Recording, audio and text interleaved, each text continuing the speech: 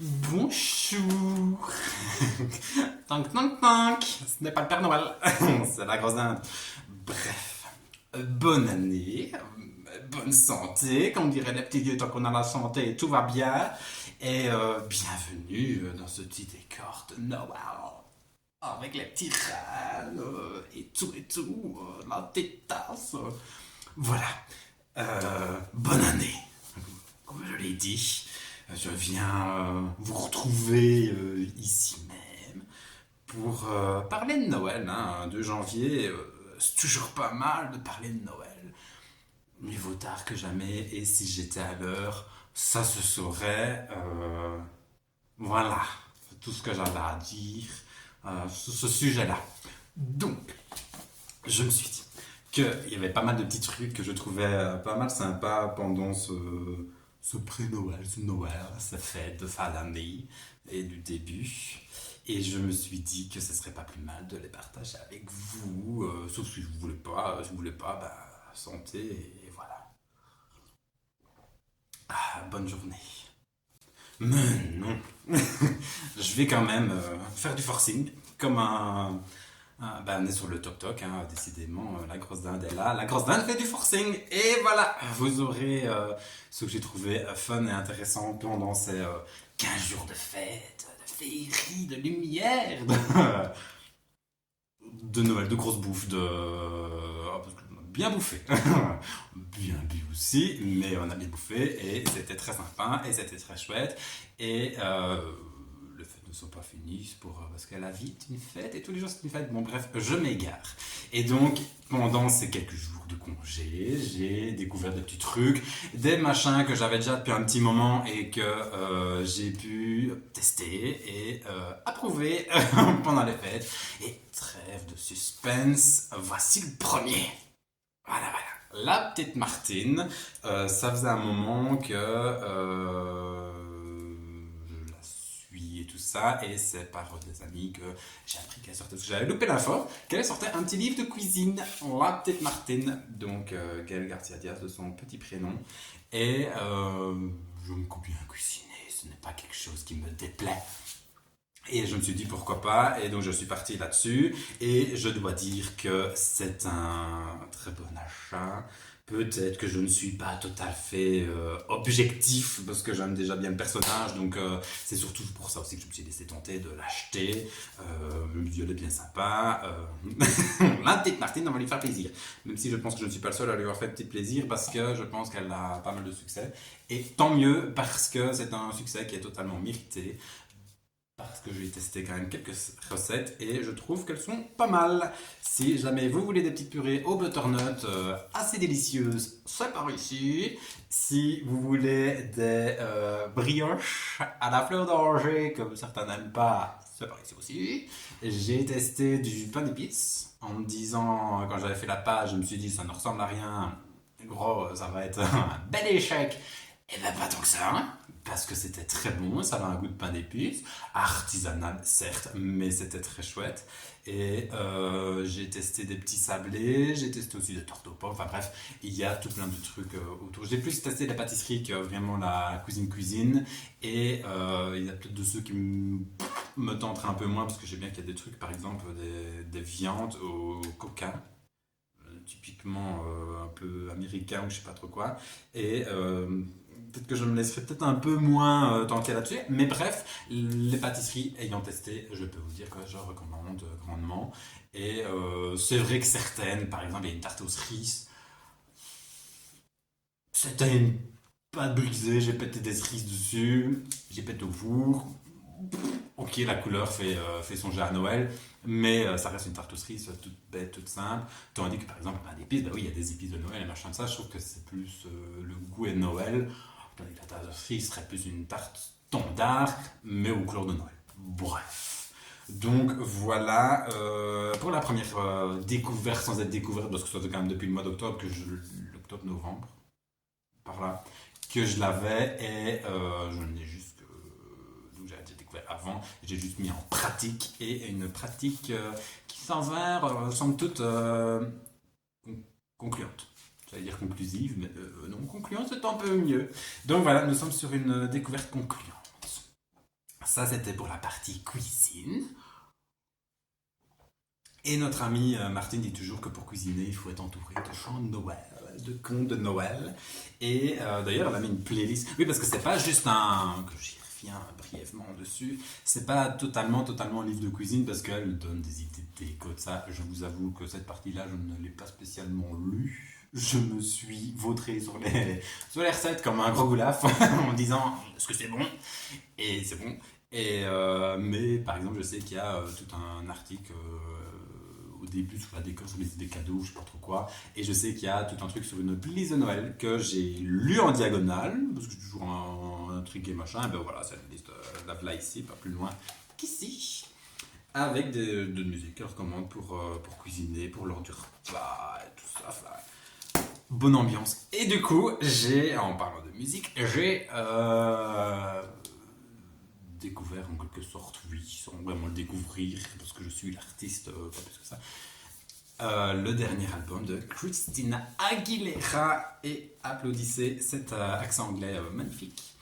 Donc, Christina Aguilera que normalement tout le monde connaît, ou pas, mais oui.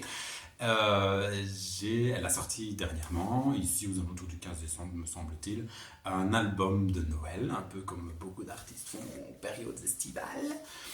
Et bon, de base, ça pourrait être simplement un biais album de Noël, comme plus d'un sorte fin d'année, mais je me suis laissé tenter par l'écoute de celui-ci parce que j'ai vu, en fait, ça faisait tout un moment que la chanteuse Iseult, chanteuse française Iseult,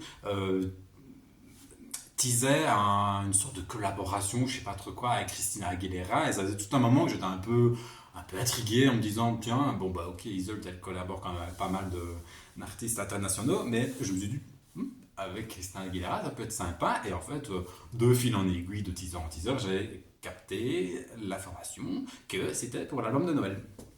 Donc voilà, donc j'étais d'autant plus intrigué, d'autant plus que leur chanson ensemble, c'est L'Ave Maria, qui est une de mes chansons de Noël préférées, que c'est rare que je suis déçu par un Ave Maria, que ce soit celui de Mylène Farmer, ou d'autres qui chantent ça. J'aime bien L'Ave Maria, je dois avouer que voilà. Et donc j'étais curieux de découvrir leurs deux voix ensemble. Et je dois dire que c'était un très bon titre. Et c'est de là, de fil en aiguille, que je me suis dit, tiens, on va hâte que l'album sorte et pour écouter tout. Et donc j'ai écouté l'album qui est très bien, que je recommande fortement. Et c'est un album live. Elle a tourné ça, parce que le titre de l'album c'est Christmas in Paris. Si je ne me trompe pas, oui, c'est Christmas in Paris, enfin, c'est Noël à Paris, quoi. Et elle l'a chanté en live, au pied de la Tour Eiffel, sur un. Peut-être pas totalement au pied, parce que c'était sur un toit d'immeuble, mais j'ai lu quelques petits articles autour de ça, et je ne me rappelle plus, c'est dans un hôtel, je crois bien, ou dans un restaurant, un truc dans le genre. Et elle a chanté ça devant un petit public et tout, vraiment 100% live. Et il y a une partie qui s'est passée au Crazy Horse, si je ne me trompe pas. Et justement, là, parce que c'est ça que je trouve qui est chouette avec cet album-là, c'est que non seulement on a des chants de Noël, enfin, principalement, c'est des chants de Noël standards qu'on entend, dont l'Ave Maria. Mais ce qui est bien, c'est par exemple, elle reprend certains de ses vieux artistes, certains de ses vieux titres, comme par exemple Jenny in a Bottle, qui est un de ses tout premiers titres. Pas vraiment version Noël, mais un peu plus version acoustique, enfin qui est très bien. Franchement, qui est très très bien. Et elle reprend également un titre je suppose, parce que dans le titre on entend burlesque à tout moment. Donc je pense qu'elle prend ça de son film burlesque avec Cher. Et donc voilà. Et c'est un peu plus, du moins ce deuxième titre-là, c'est un peu plus l'ambiance du cabaret, du Crazy Horse. Ça a tout son sens au final. Tout se tient. Et voilà. Donc voilà. Donc ça m'a fait penser à plein de choses.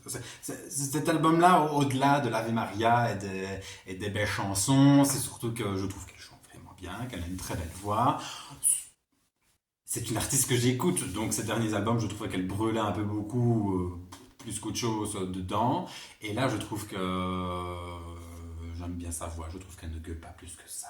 Elle utilise très bien sa voix. Je trouve qu'on a un petit retour avec l'album Back into the Basics ou un truc dans le genre. Moi, en anglais, merci bien. Mais voilà, l'album qu'elle avait fait un peu rétro, là, comme ça, avec Candyman et tout ça, et je trouve qu'on retrouve un peu sa voix, ses nuances et tout ça de ce moment-là. Ça rappelle un peu la nostalgie de ce moment-là.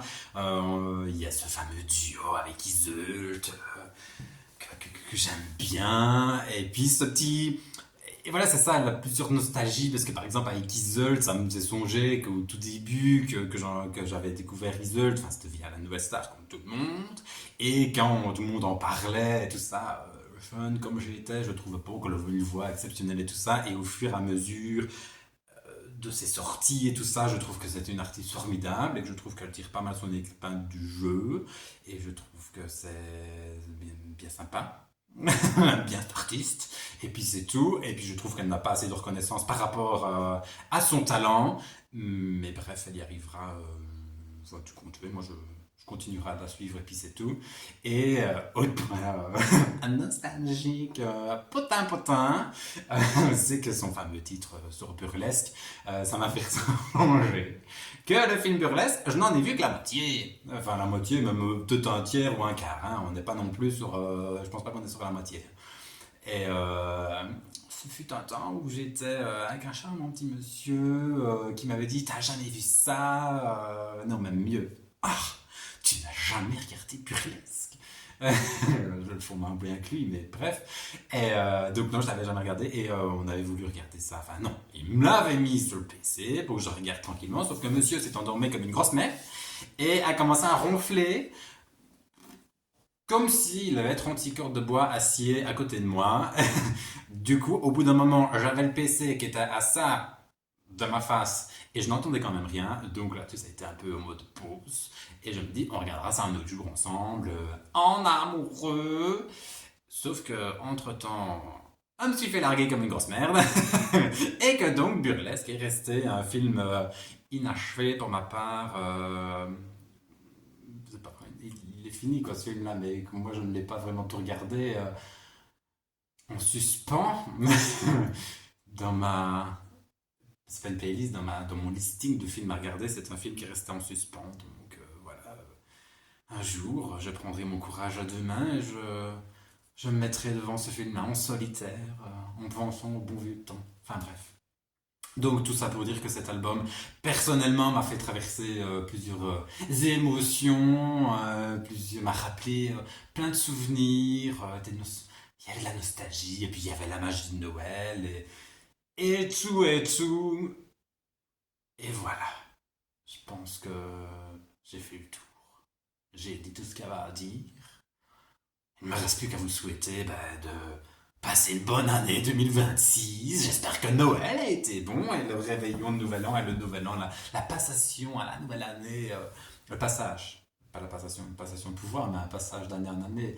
Bref, que ce passage à l'an nouveau, à l'an neuf, même si nous sommes en 2026, s'est bien passé et que tout va bien pour vous et que je vous le souhaite, que tout aille bien et qu'on fasse de cette année une année magique, pleine de bonheur, d'étoiles dans les yeux et de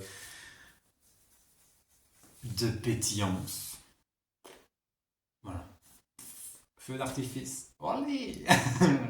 Donc du coup, moi je ne vous dis qu'à la prochaine et prenez soin de vous et amusez-vous car comme nous l'avons dit au début, la vie n'est qu'une fête. Alors fêtons-la.